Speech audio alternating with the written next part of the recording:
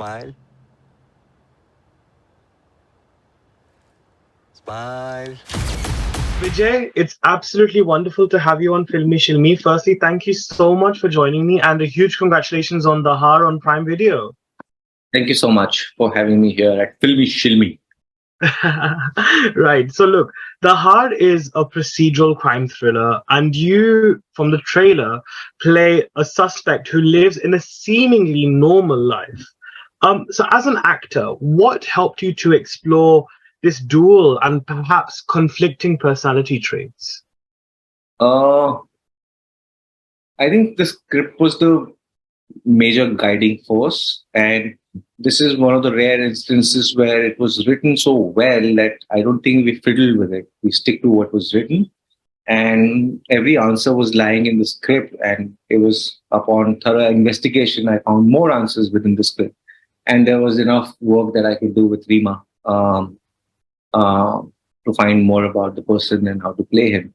But I think I focused mostly on the front that this person has, because that was the more that is how they operate. The front is very strong, and everything that is happening behind is all shrouded with mystery and darkness. So my idea was to create a very seemingly normal person, but there is a certain kind of a disconnect that he has from the world, and Right. I try to play that. hmm I'm glad you mentioned mystery because, Vijay, I've watched a lot of your works, and the one thing that I really admire and fascinated by is how you manage to create enigma in the realistic characters, and I think it's such a rare quality that I've seen in an actor, and I think it's just really remarkable. So I wanted to know from your perspective, actually, is this subconsciously, I mean, ऐसा तो नहीं है कि आप मतलब सोचते हो कि हाँ आज मैं mystery create करूंगा एक realistic character में, but what is the process like in terms of you managing to make it seem as easy as it is, the way you perform it? Because I really don't plan it. I often am very surprised when I watch the finished film and I'm like, okay, so the director has edited it in a certain way, they planted scenes in shot me in a certain way that creates more than what I've done, I feel. So it's a collaborative effort. At the same time, I try uh, uh, to fully play a fully realized person, um, at, with all its limitation, all its ugliness, or all its fairness, or whatever it is. I don't judge them. I don't try to advocate them, but I definitely um embrace the person and everybody, including all of us. We have shades of dark, and it's just a matter of stumbling upon an on an incident or a situation that shows an ugly side of us. So I knowing that in life nothing is black and white, it's all fair, and I feel like, especially with women directors, that I've been able to do these extremely twisted parts. I find a very interesting perspective from women about how they feel and how they look at things. And I feel like this is the new age of cinema, and I'm glad I'm part of this. Yeah, I think it would be very interesting. I'd love to if you could please elaborate on that, because I know in Darlings as well, I mean, there was a lot of, I mean, you definitely were a lot of things. I don't think I can really articulate it into words because it stirs so much emotions within me. But I think when it does come to you working with female directors and them having that different perspective, especially on these dark parts, what would you say has really fascinated you the most about that? Especially perhaps in reference to the hard here too. Uh, yeah, I think, oh,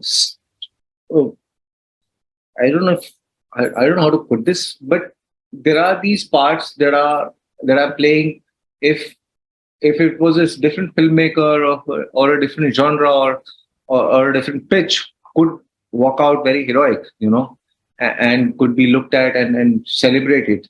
But it was very interesting that when a woman looks at uh, uh, something like this, they have a perspective which is more nuanced and more understanding and more like, and there is no judgment. That's the most. It's not like कि हम लोग uh, uh, the the lack of judgment is something that I find very interesting.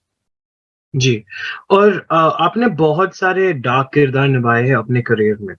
और मैं ये मुझे बहुत fascination होती है इस बात से कि एक कैसे switch on and off होता है very easily, because getting into the character is one process, and I'm sure to get out of it is a completely separate process.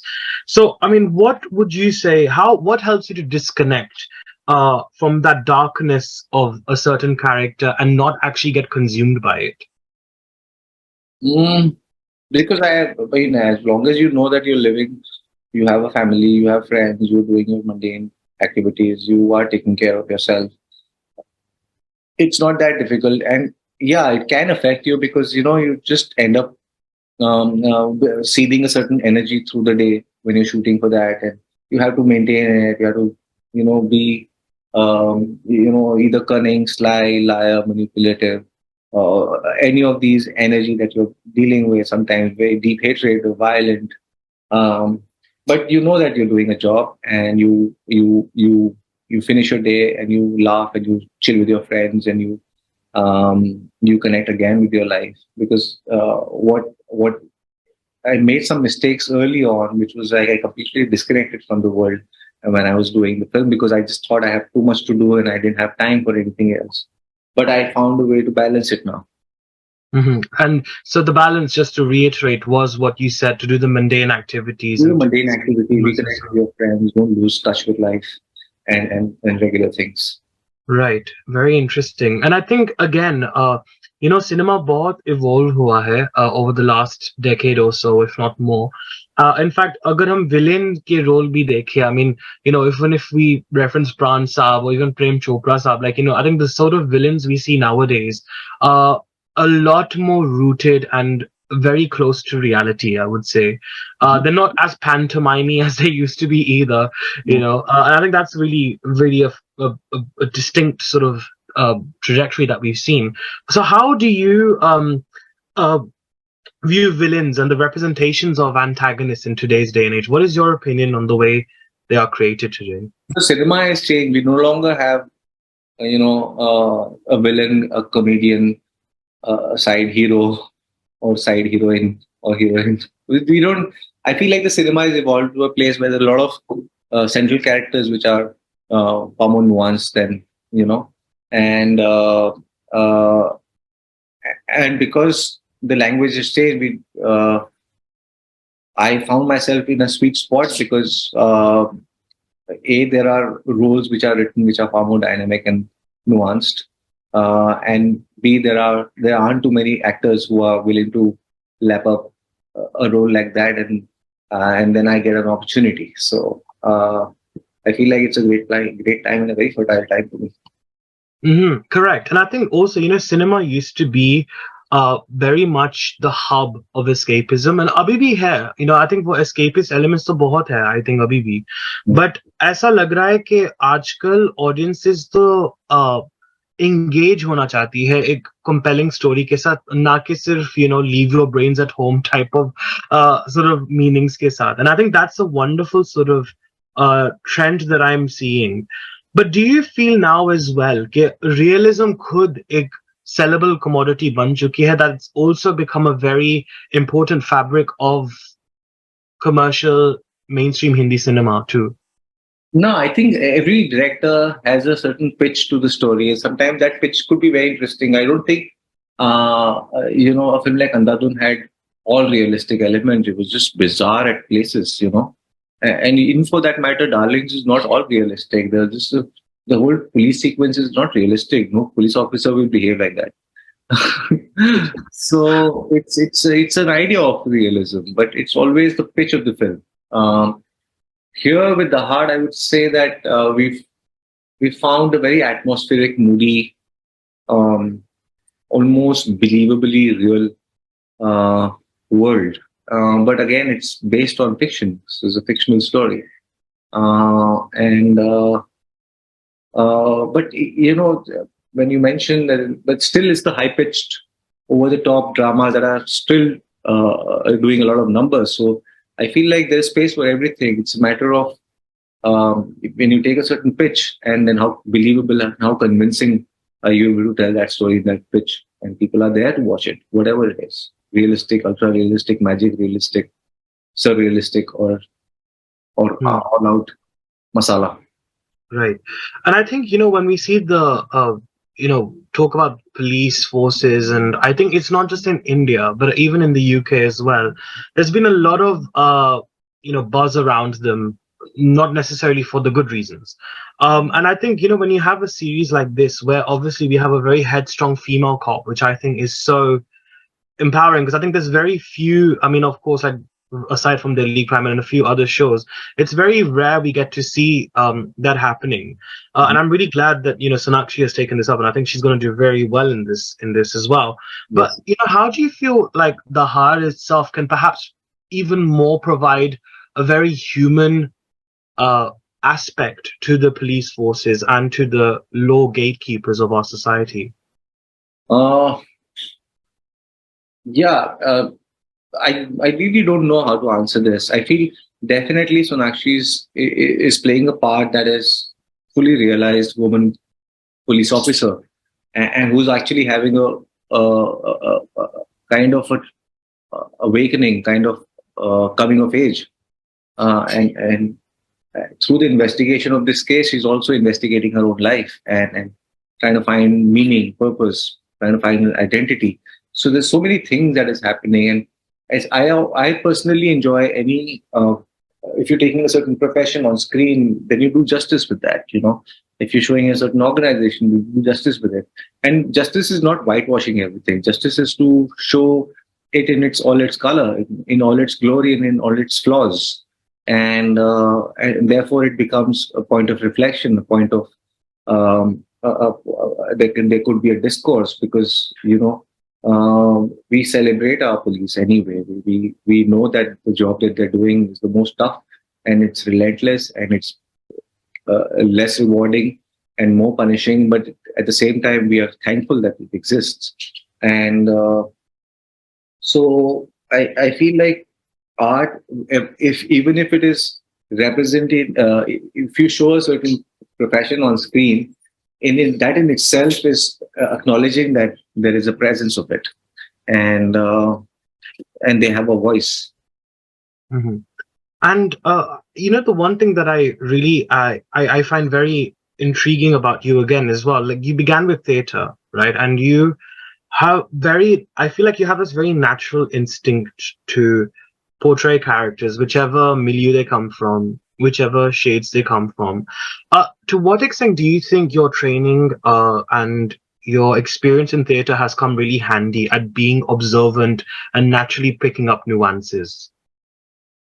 Uh, I think those early exercises in the classroom must have done its duty, because some of after years of doing it, you don't really know why you're doing what you're doing, and what is the reason why you're doing certain thing, and where did it come from. So I must have lost objective. But I remember when I first went for an acting class, they used to make us sit down and do very simple exercises, but they were meaning something, like working on your imagination, doing concentration work, doing focus work, voice, speech, whatever.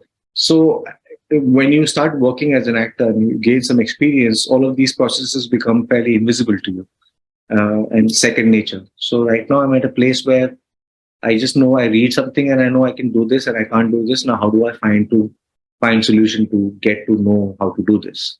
And Mhm. it will be different for different projects, different for different scenes. But yeah, I think all the training came in handy. I am a person who likes to study. I'm not somebody who's so I'm that guy who will read a manual first and then switch my TV on, because I need to know everything about this TV. So and then there are people who just put the TV on and they'll figure it out. I'm definitely among the latter for sure. I'll probably end up like putting on the TV first and then realizing that things are not working, and then I'll kind of panic and then read the manual. So it's I good to read know the that at manual. least there are readers I first, and like to then read them. Yeah. So I like to read the manual first. Yeah, no, it makes a lot of sense as well. But I'm very curious to know. So when you are approached with a script, when you're approached with a project, what factors do you consider in order to greenlight it, and what factors would you think act as a deterrent from you from actually taking on that project in particular? Mm, yeah, first 10-20 pages in the script, agar wo acha hai to then you go on. If it is not good, then you know it's slippery, sloppery, and if the premise is good, might give it some more chance. But yeah, the script is. I mean, for this, for the hard, I couldn't put it down, so it was very clear. So if the script works, then you're excited. Then you're excited to see the story come alive, and then you see if you have a role that excites you equally.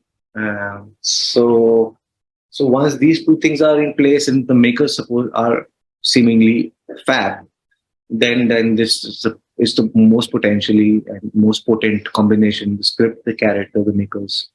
And if either of them don't work, then there is a doubt, and in that time somebody else comes with better than you gone with that. Right. Just now, I asked you about disconnecting from a character, Mhm. but again, to bring in present certain emotions, right? I'm sure एक ऐसे emotions की जरूरत होगी जो आप face कर चुके हो पहले.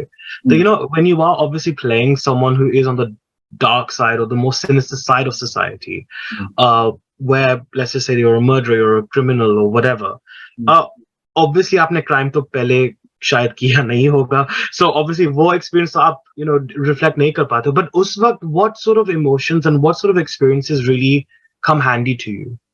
Mm,